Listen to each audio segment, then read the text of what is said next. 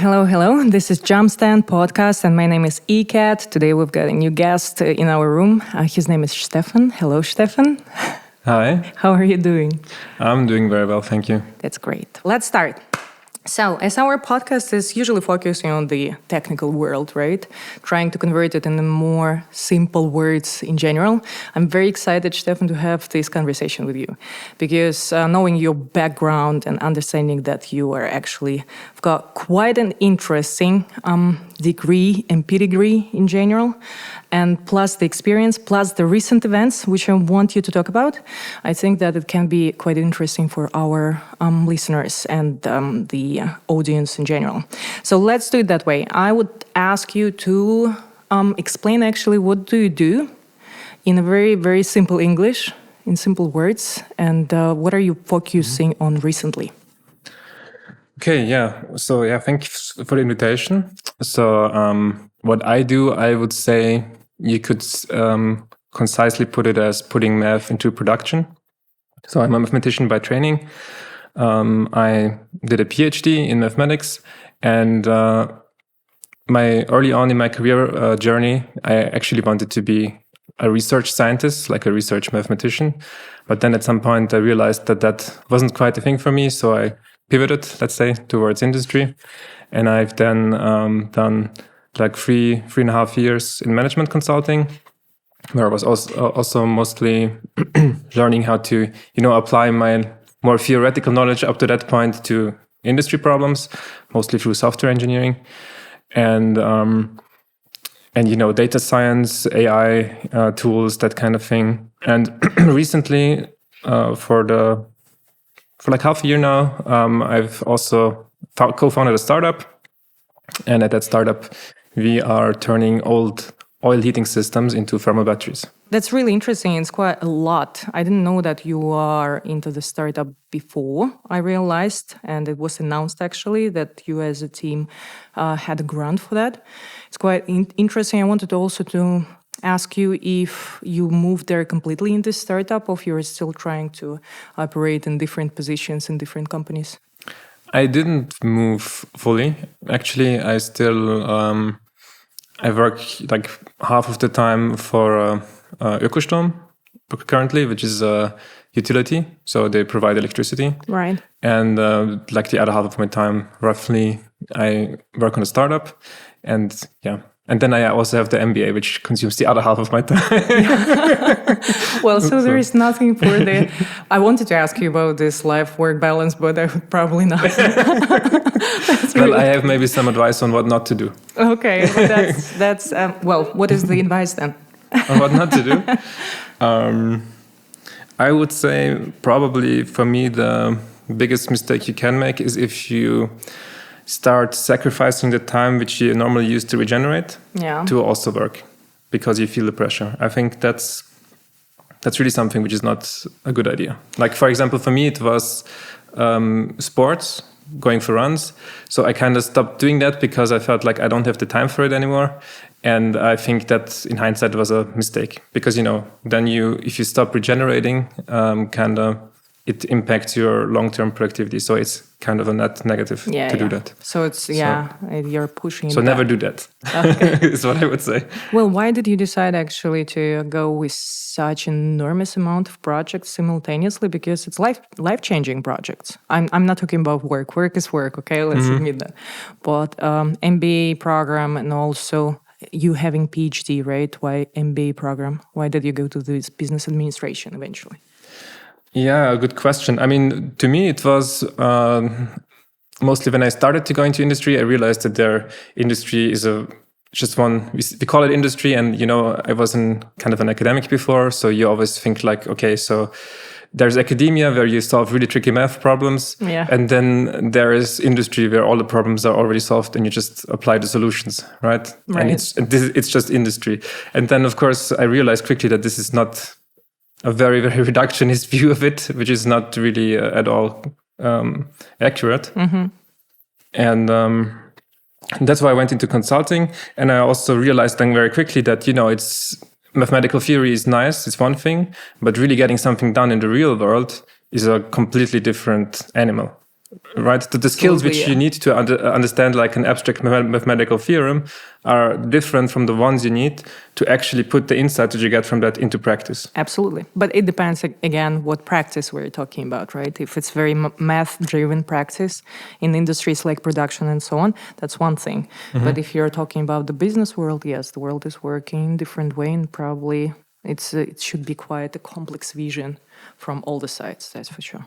Definitely, but even for very mathematical problems, let's say one I worked on recently a lot is forecasting. Yeah. So forecasting energy production of power plants like wind power plants, solar power, and so forth.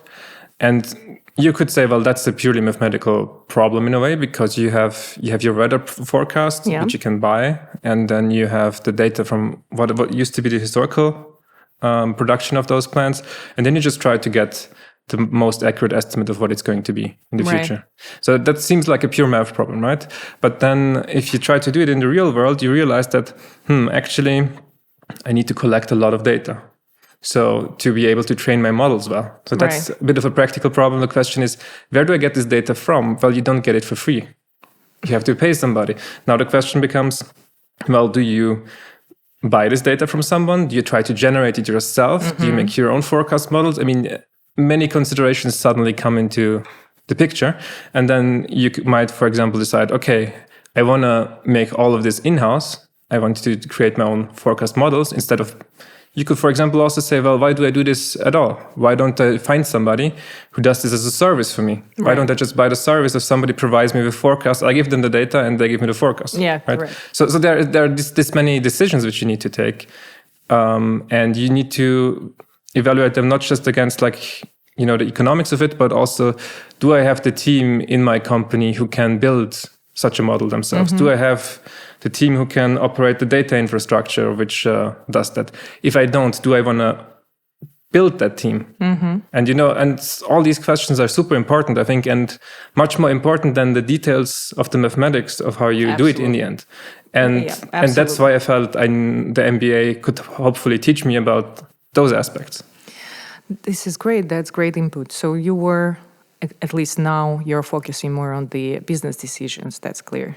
But still, I believe that math behind the scene is very important. For example, I'm from business world, right? And I began with that. And I had the lack of the... let's say in the daily work, probably it's not a problem, but in bigger picture in things, it's not even financial part. Or when you work for the industry, sometimes you just lack this type of academic knowledge, and it's always going to be the grass of the neighbor is greener than yours, right? So it's always going to be. That's why I usually vote for having the balanced team. To bring the business people in the academic world and vice versa. We had that at MBA. So that's not a secret that we were studying together. It was quite a pleasure for 1 year studying not only in one room, but also in one group. It was really exciting. And pleasure was all mine. That's great. So that's mutual. That's good. And we were discussing that part a lot because you are more technical brain. And it was a great, I think, influence on the whole dynamic in the team, right? And we had also business-driven people who are more into the rhetorics, let's say, in these different visions, but they were more imaginary than real, right? And then after discussion, we were coming to one point or one interesting result of the project. That's the idea of MBA in general, as I saw it. However, I think that not every technical person has social skills or soft skills in general. And many teams which are only built with technicians or IT people, let's say that way, they suffer a lot also because you speak the same language, at the same time you lack some other side that can help a faster development. Do you feel it in your startup right now? In my startup, I don't feel that is lacking. I think we have a pretty good team when it comes to that. You've got a big team, right? How many people do you have? We are 10 people right now. That's good. We're going to be 12. Actually, I think we're 11 right now because somebody started just last week. Yeah, so now we're 11. I think we are a pretty good mix of people. I mean, we lean very heavy towards the technical because we sell a kind of a technical product. So I think that comes naturally. But I mean, generally, I really agree with what you said. I think it's super important that you don't have like just a purely technically minded team, because what tends to happen if you have like a purely technically focused team is they develop something which is technologically super advanced, but nobody needs. Yeah. Right. So, this is good, actually. This is usually what happens. Like, thank you for coming, but we don't know what to do with that. That's great. Yes, okay. It's like, oh yeah, this solution is super complicated. I need like 10 engineers to maintain it because it's so complicated and nobody understands exactly how it works. But it gives great results, but results no one needs. So, I mean... yeah.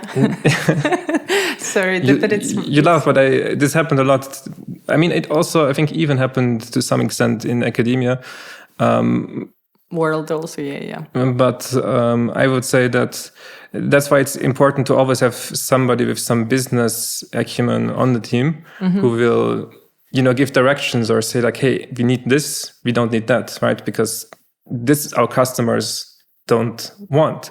So somebody who understands the market, somebody who understands the customers, I think is always necessary on every development project. I mean, if it's something which is purely operational, if it's just a question of, okay, who gets which license for what software which you already use, okay, you don't need a business person for that. That's but if you're developing something, if you're trying to have like a change in the way you do things, and you develop new software, you develop new algorithms, whatever it is, some new technology, I think you definitely need to have the business side represented all the way. Why the, let's say, highly intellectual people, right, in different industries or more tech people, they can't measure it themselves? Why do you think that's the problem? Because it's, if we put our brain on the table right now and start to think about some business case, we will come up with enormous amount of scenarios, solutions, and how the market can go, right? Based on the history or on the new technologies and so on. We will have the capacity to, in my opinion, again, alone or together, to come up with some of the exceptions of the possible future. Why tech people, they can't just do that on their own, you think?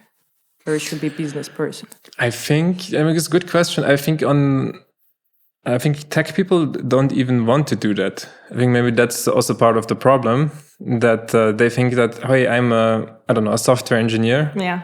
You hired me to do the software engineering job. I write good code. X comes, you put in X, Y comes out. That's my job. I don't care about the rest. Leave me alone with that, right? So I think some people have this attitude, but even if they don't, I think it takes a bit more practice and some experience and understanding of the people involved in the business. Yeah. And as you said, sometimes tech people don't come with the best social skills. So understanding people, and I think, often in business, that's what your main task is. It's understanding what your customer needs, right? What is the final result, actually? Yes, what's the final goal? That's the final goal, yeah. So what will people... How do you create value, right? And to be able to know what your customer values, you have to understand how they think to a certain extent. Absolutely, yeah. So it's basically empathy to me. So and the tech people are not always good at that, right? So which is stereotyped everything, right? Well, tech people should also understand that we don't think like that about all the tech people, but there is some stereotypes. I'm a tech person myself. There you go. But I mean, it's not just about personality traits. I think it's also about experience and knowledge of the business domain. And you were in the business domain for a while, because as a consultant, of course, you provide the solution which actually aims to get to the final goal, right? And the results are quite tangible, in my opinion. I don't know. Maybe you were dealing recently with the projects which are, let's imagine in 50 years we will be able to do something like that. But I believe it's something that you can touch, that you can measure, right? And that you can, not in a short period of time, let's say 2-3 years to deliver, right? So there are some deliverables. Do you remember the recent projects, like big projects? It's not necessary to call the names, but generic one, right? That were executed exactly as or close to forecasts of the consultant. Did you execute it yourself, or it was done by the company that ordered it? No, it was usually, so in my projects, so My employer there was Define, as a management consulting company, a German one, and our projects were mostly execution. So it was... That's cool. That's great. It wasn't that we didn't... Our deliverable wasn't a slide deck. We did some strategy consulting. Wasn't like 2 or 3 projects, but for the most time it was really execution. So we were coming in there. The client had a specific problem they wanted solved. Quantitative, right? Okay. Quantitative, usually, yeah. And the deliverable was usually some piece of software which we then created. And but even there, because you would think that one of the main challenges in all of this is really figuring out what the client actually needs, right? Because often the client doesn't even really know what they need. And your idea, what you think what they need, is usually also not what they need. So that's like... figuring out the requirements of what the solution actually is supposed to be doing, I think is like 90% of the job. Then the implementing it in code, if you would have figured all of that out, that's kind of the easy part. So, and that's where you really have to have some business understanding, I think, to get the requirements exactly right. But that requires soft skill, actually. That requires soft skill as well. To collect the information and so on that's needed. I think I've had some brilliant people on my team sometimes who were technologically really, really good, but they just didn't want to talk to the people. And so they would sometimes spend a lot of time developing something which was really brilliant, but it wasn't what was needed. That's really sad. That's really sad. Well, I understand this type of failures. Let's not call it failures, but the caps in the big companies. If we're talking about corporations, they all the time have some hidden rooms where all the employees even can hide, right? So it's just a matter of, as you said, we've got the job, customer said what they want exactly, even if it's not a good idea, we don't care, we just deliver. That I can understand in big companies. That's the downside of big companies and big machines. But when it's, for example, freelancers or the technical people who, that's their bread, right? When they are running the projects and so on, I think it's a must to have the soft skills enough to deliver the best. So you are referred, recommended, or you can even proudly put it as a showcase. But I've met many freelancers on the market, which actually they just provide deliverables. That's it. And I believe that it's really sad, because when you've got craft in your hands that you can sell, actually, just a little bit of effort just to put it not in a only good package, but in a communicative way, in a better communicative way, to get a proper feedback or to really try to figure out what the business needs in all the stages would make enormous amount of people really successful. Maybe we don't need that on the market, but still, it's really sad. No, I agree that this is a critical factor, definitely. I mean, getting, as I said, the requirements right, understanding exactly what the client needs. I think it's often, the problem is that the client doesn't understand the problem themselves well enough to just give you like, a solution spec, which you then satisfy, and then that's it. What do you think they actually call it right now? The systems architecture, I think. This is systems architecturing thing, right? System design, Yeah, which is quite a interesting, complex specialization, in my opinion, profession. Not everyone can do that, for sure. But as a concept itself, that it appeared just recently, it shows how much the professional world is changing a lot. And coming to that topic, I wanted to ask you, because there are many coding platforms right now, right? So everyone, I can sit down, write down the narrative of what type of, platform I want to develop. And there is some machine or a platform will develop something for me, right now. But very basic probably, or maybe some kind of like AI assistant, my customized or something like that. But still it's possible if you are in this geek world. How did it affect your life? Because I understand that, of course, you probably in your area figured that out earlier than just the ordinary people. But from today's perspective, how much efficiency does it bring? Do you use it? I use it very heavily. Like the coders, these coding platforms or programs, how do you call them? I would call it an AI agent. That's the agents, yeah. So there is what probably everybody knows are the chatbots, right? The chatbot is basically you go to the website, you put in some text, and you get some text as a response. And then the agent is you have an application on your computer, and the AI basically manipulates files on your computer. It's not just text input, text output, but you give it the permission to edit certain files, do certain operations on your computer. And so at first it might seem like, okay, that's not such a big step, right? Because I can achieve the same result by just copy pasting text from the... But also emailing to someone, right? Emailing to someone, nothing is off limits. Every type of operation you can do on your computer, an AI agent can do these days. And so I use those agents a lot for writing code. So I would say most of the code I write these days is written by AI agents. Specifically, I like to use Claude Code a lot. And you can use these tools for a very broad range of tasks where I probably haven't even started to really think about other things that I could, improve with using them. But if, really, I think 90% of my work time, I spend writing code. So that's what I'm focusing on. And what these things really help with is, for example, when you write code, often to me, in my mind, mathematically, it's clear to me what I want to do. But then I have to remember, how do you do this in this language? What's the syntax? What are the words for it? Which tools do you use? But you still can go back, right, and just review it again? Or it's more complicated to do it? No, you can review it again. And that's also what I do. I have this so-called version control systems. So I basically, it's like checkpoints in a way. So I start from one checkpoint. I give the AI a task. Just let's proceed with the examples. So I am the secretary. I need to make some, review of the documents, arrange some meetings, and do some automatic answers.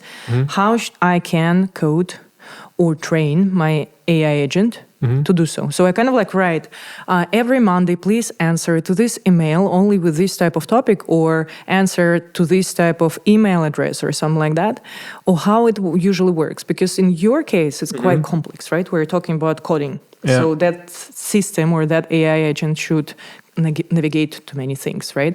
I believe that it can take a pattern of you creating a code, and you can apply the same pattern maybe on creating something which is more or less the same. I don't know. So it's kind of mirroring things, right? But if I'm talking about simple work of yours, you said and mentioned chatbots and so on. But if it's not coding, if we step out of that, what did you do just for fun recently to make your work life a little bit easier, or maybe even the university life a little bit easier? Because you can do that on very advanced level. I understand that. I've got one friend who is just coding all the time, the different assistants to himself, and this thing is working. Yeah. He doesn't do anything. Let's not say this word, but he does nothing. That's my opinion. But it's quite efficient, right? You can still sell it. Well, so to be honest, I don't use the AI so much for things other than coding and bouncing, sparring ideas with the AI. Okay. But for the sparring ideas, I use mostly the chatbot interface. Well, that's cool.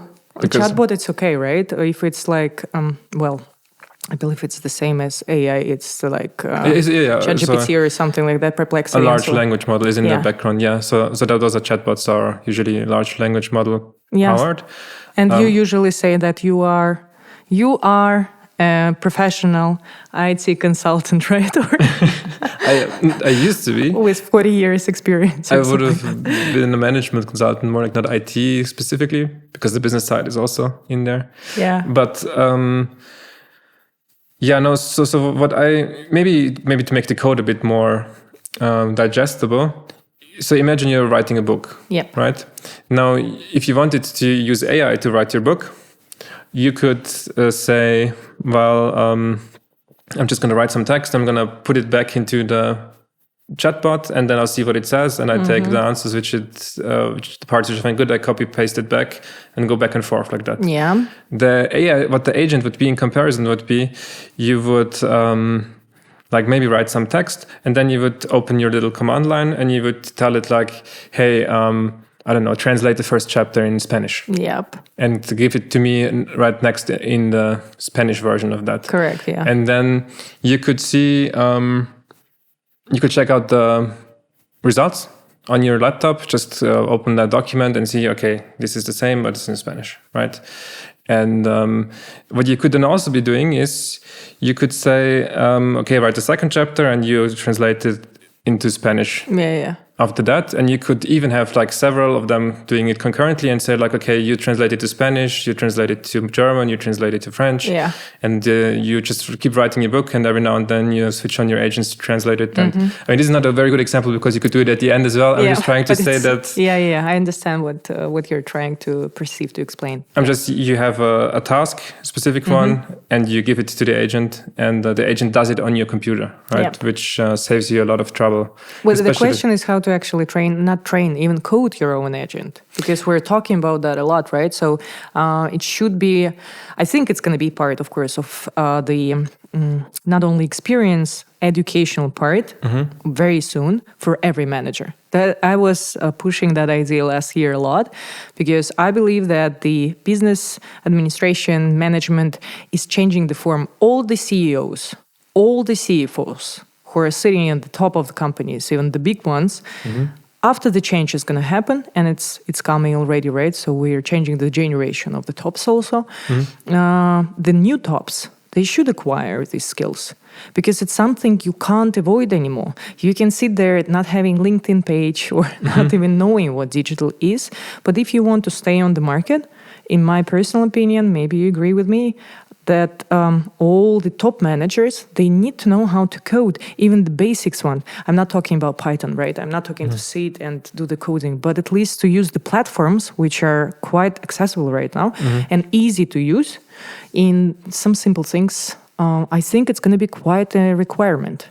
I mean, I think coding itself, not so much, but probably using AI in some form. In a broad form. In a broad form is going to be quite important. I think actually I read a study that the top executives are usually those people in the company use AI the most.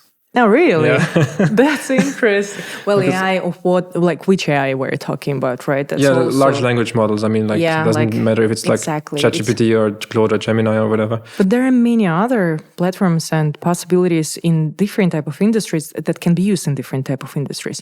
I can say that marketing departments should like boom right now for sure with all these tools in all the industries, because now they've got so many things they paid before a lot of money, and let's say so many things that big companies were paying for consultants might be already, not the case anymore. We will see. I'm not sure. I don't have the sources which are quite relevant right now or current, but I see it in the daily work, in my daily work, in my colleagues' daily work, in the friends' daily work, that everything is in the quite fast transition, which is great, but let's see where it's going to bring us to.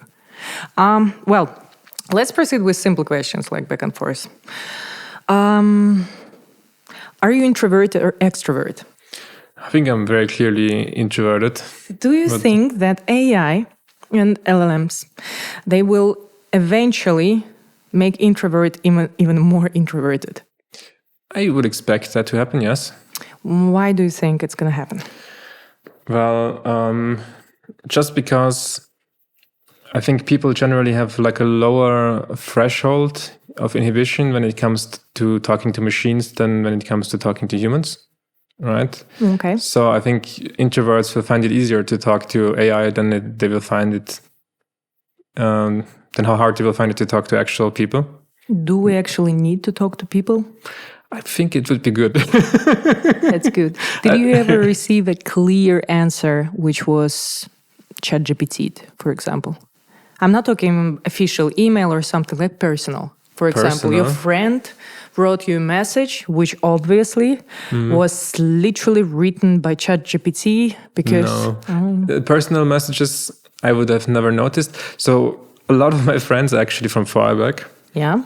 This is a tiny region at the western end of Austria, and we write to each other in dialect. Yeah. So I think ChatGPT would refuse to do that. I have never tried it. I don't know. And everybody. The fun thing about that is there is no strict phonetics there. Yeah. So everybody writes the words a little bit differently. So And that's what makes it beautiful, for sure. Let's not go there. And otherwise, I think people just wouldn't go through the trouble, usually. I mean... Well, I faced some situations when the conversation was not very, maybe pleasant for both. And I received some messages which were obviously ChatGPT. And I was thinking, interesting, maybe ChatGPT was asked, to do that in a very special form, right? It's kind of like, let's make it medium aggressive. No, let's make it a little bit dramatic or something like that, right? And I was thinking about that for a while, thinking, are we trying to escape this a slight emotional intelligence, or what is the reason behind? And I think I found the answer the same as you do. Of course it's easier for introvert itself, right? Or the person who, I don't know, maybe it's a matter of self-esteem or something like that, just to double check if that's the way, if that's the format, or if that's... Yeah, I think there can be many reasons. I mean, a good one could be that maybe you're emotionally upset. Yeah. And what you're trying to do is to filter out your emotions a little bit and think like, what does the AI think? Well, I should say, maybe what I want to say is too harsh. Or right. But before it was like, I had a rule, for example, if I'm angry writing the email, I write the email, rewrite it 5 times if needed, but I don't send it today. Okay. I will read it tomorrow. So, yeah. But now with this new dynamic, and it's interesting how personalities are changing. The communication style is also changing. I could also imagine that maybe somebody maybe if you have to send a breakup text, that can often be very awkward, right? Yeah. So you think you just put it in ChatGPT, and then if the other person is upset, you're like, it's not my fault. These are not my words. Right? Oh my God. Well, yes, one of the examples. Oh my God. I don't know. Well, never break up to anyone using the ChatGPT. Just go there for the psychological support, at least for the first stage. If it's not helping, go to the real psychotherapist, because it's... well, that would be really sad. Or can you imagine to at one point have on the messengers the option of answer to this person only, answer to this person directly. So be my AI agent, just answer directly. I don't want to... No, I think there's already a thing, actually. I think you can do it with this Meta AI on WhatsApp. Oh, yeah, you're right. Absolutely. I never used that, so I'm not sure if it... I thought that it was only like grammatically checking things, or, suggesting you what to do, but I didn't know that it does it automatically. Well, I don't think it does it automatically, but to me it's a bit...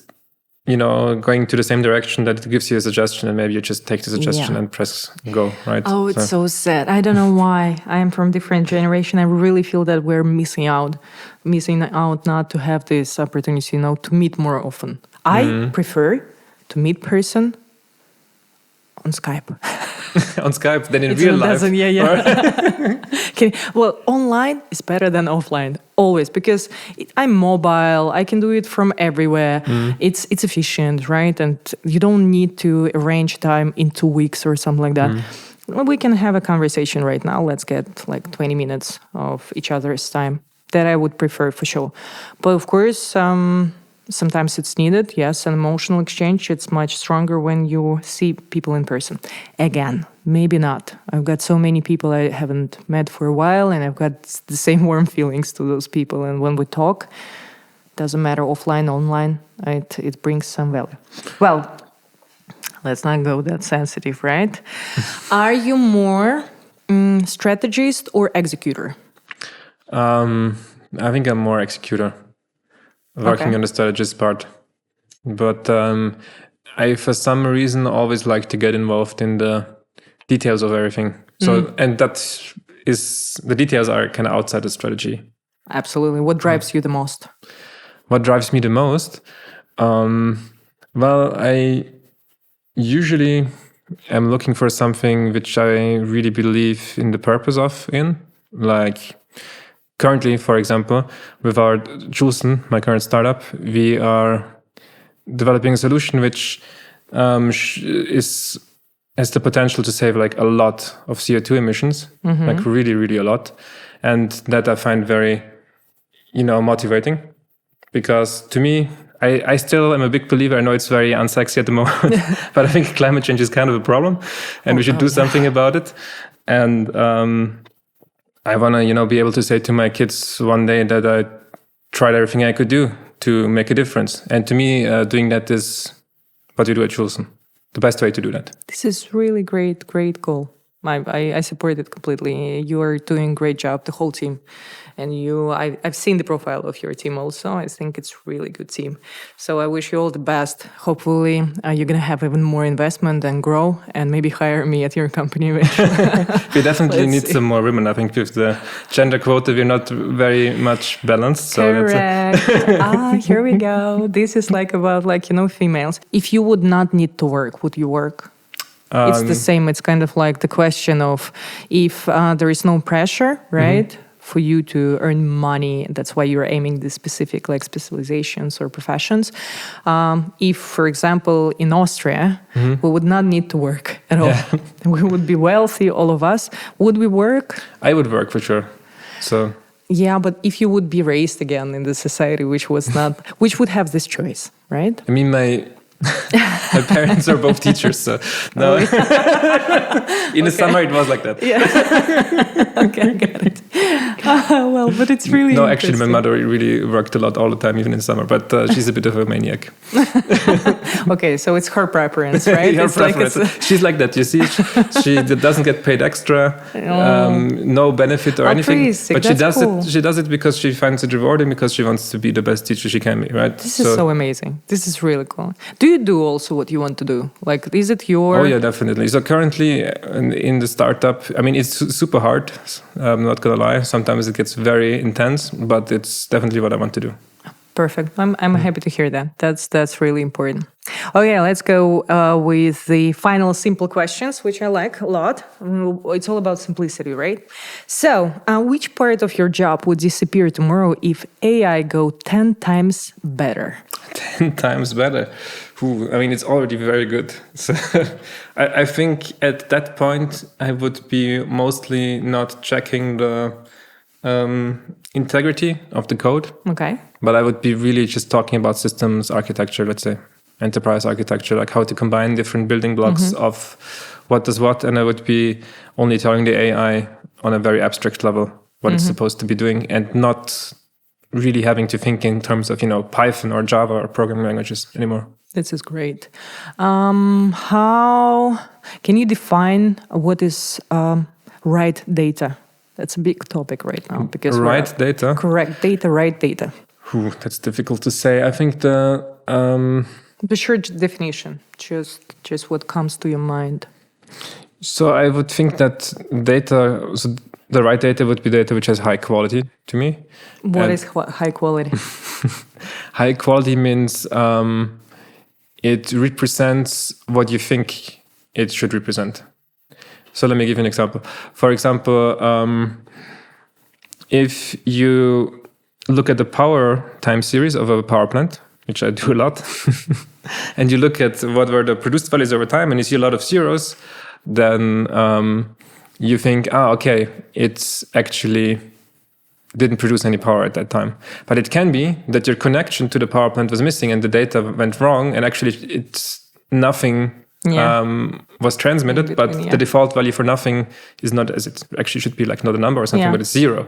And then your data tells you something different from what you think it tells you. So I think all the data quality says is really that the data reliably tells you what you think it should tell you. And one way for it not to tell you that is if it's not there, if it's not complete, if it's missing information, or if it's wrong. Right? So those are basically the basic ways in what data quality is all about. And if you're trying to operate the business in a data-driven way, and you do it with data that has low quality, well, if your decisions critically depend on the data, and the data tells you a different picture of reality than what it really is, then your decisions are going to be wrong. That's true. That's why data quality is, I think, a fundamental requirement for anything which any data-driven change that you're trying to make.